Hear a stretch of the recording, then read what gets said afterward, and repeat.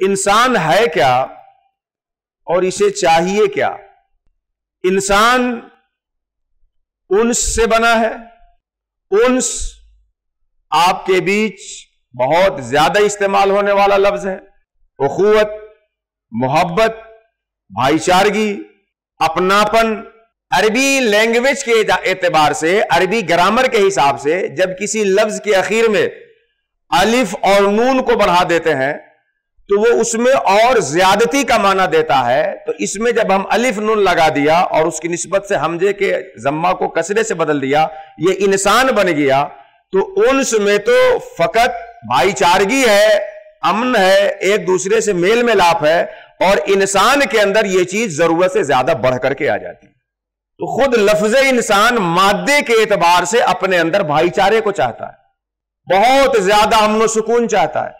اللہ تعالیٰ نے انسان کو بنایا ہی ہے ایسا کہ یہ مل جل کر کے زندگی گزارے، گھل مل کر کے اپنے شب و روز بسر کرے، ایک دوسرے سے قریب ہو کے زندگی گزارے. انسان کو اللہ نے بنایا ہی ایسا ہے.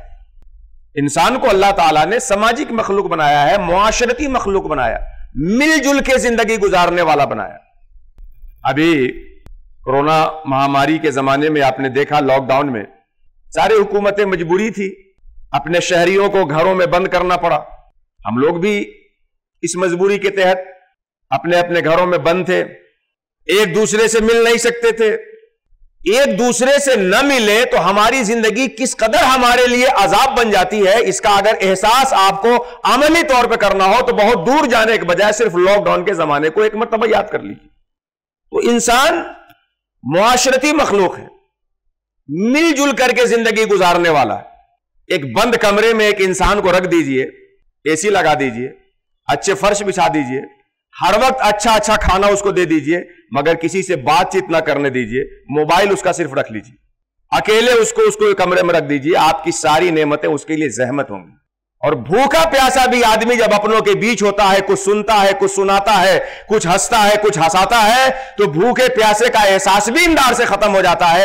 اس سے واضح طور پہ سمجھ سکتے ہیں کہ انسان کو کھانے کی ضرورت تو ہے ہی، اس سے زیادہ انس و مواخات کی ضرورت ہے. انسان کو پانی کی ضرورت تو ہے ہی، اس سے زیادہ لوگوں سے مل جل کر کے رہنے کی ضرورت ہے. انسان کو سانس لینے کے لیے ہوا کی ضرورت تو ہے ہی، لیکن اس سے زیادہ اپنے ہم جنس اور اپنے انسانوں کے بیچ رہنے کی انسانوں کو ضرورت ہوتی ہے. تو اللہ تعالیٰ نے انسان کو معاشرتی مخلوق بنایا، مل جل کر کے جینے والا بنایا.